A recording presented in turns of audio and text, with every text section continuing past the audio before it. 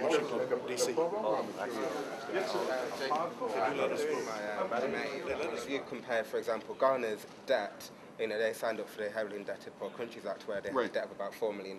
Right. Now, if you compare that to the tens of billions of dollars that the American government and the UK government are currently in, actually, Ghana isn't a heavily indebted poor country. Right.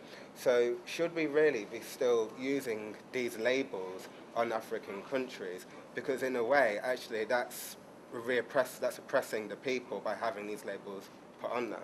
There's huge diversity in Africa. There's no doubt about it. And labels, by any means, saying that I'm American, I was born in Uruguay, it doesn't help.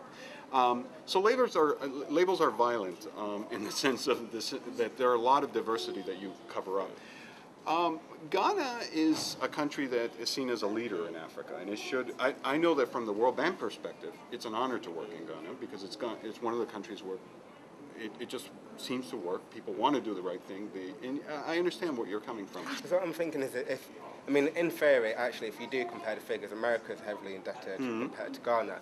If you're a Ghanaian and you're constantly being told you're a third world country, you are heavily indebted, you're this and you're that, in the thinking of an everyday Ghanaian, you're going to be thinking that you can't compete as well, whereas compared to somebody from the outside who doesn't have those labels put on them, you don't have that bringing you down so you can go out and you compete and you're more... It's possible. It's outside my area of expertise. That goes into more in the area of sociology. But there are a lot of countries that have been able, to Chile, going back to Chile. I'm not from Chile, but so I'm not trying to promote my own country.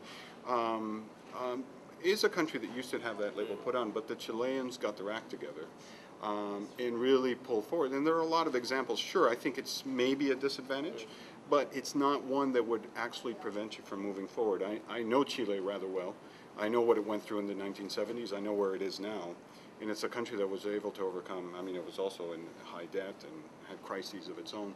It's a country that's been able to overcome those particular barriers that you are mentioning, which are probably correct. I just got one quick last question. A lot of discussions today have kind of been about making Ghana more self-sufficient, increasing manufacturing industry in Ghana. In terms of the World Bank's relationship with Ghana, the World Bank gets a large majority of its income from other countries, which everybody is aware of. If Ghana was to become more self-sufficient and imported less goods, would that not be a conflict of interest with the World Bank? Because then the countries that are giving it its money wouldn't be exporting as much, so they wouldn't be able to put as much money into the World Bank. No, I don't think that... I would not pursue an import substitution policy. I wouldn't be in favor of that. But I don't... Thank you very much. We want everybody to come on board with that. Thank you. Can I just ask you something? You mentioned in your speech at the front about Ghana becoming more self-sustainable and creating more industry, so it's less reliant on import of goods. In terms of Ghana's relationship with the World Bank, doesn't that go against the conditions of the World Bank in terms of the World Bank's relationships with the countries that input the money into the World Bank? It has a duty to keep Ghana not as self-sufficient so that the other countries can still have their trade with Ghana.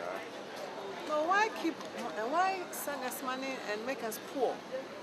You put money into agriculture, and then at the end of the day, your fruit, agricultural products go waste and rotten.